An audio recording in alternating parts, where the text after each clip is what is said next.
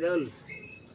Bugha tag kahoy ni mga idol kay wala nang gato mo pang sugnod. Sa hirap ng panahon ngayon, lagi kang umulan. Kaya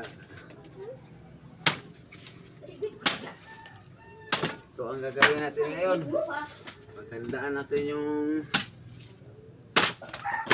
ulan.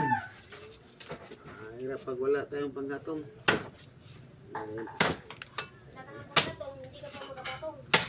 Wala pang patong-patong. Wala pang panggatong. Okay. Natulog na tagang kunet ang tats. May mga po.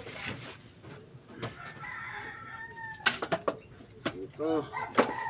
Mura lang ang kahoy sa amin. Napakamura lang. Mura po mo sira.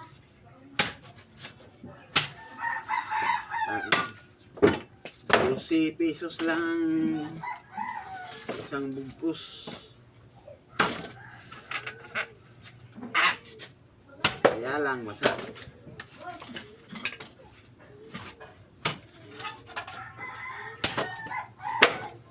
Baka man magtanong kung saan ko ito mabili.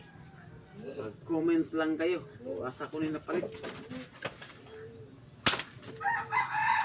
Tudloan ta mo kung saan ko bilhin. Para maubos natin yung tambak na kahoy doon na napakarami.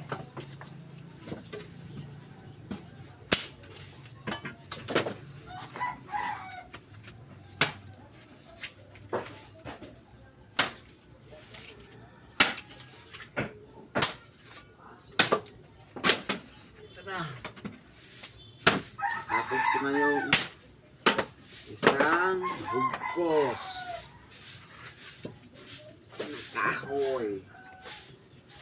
Sunod, isa na naman.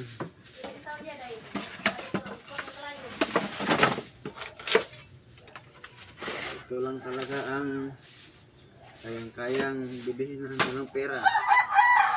Kayang gamitin sa saing kung maglungag ng kanon. Kasi masarap ito. Masarap ang kanon nito pag naluto.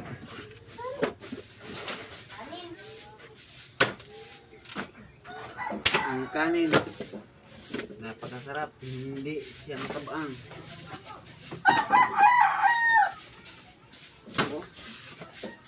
Hait pagig kayo kung perting haita.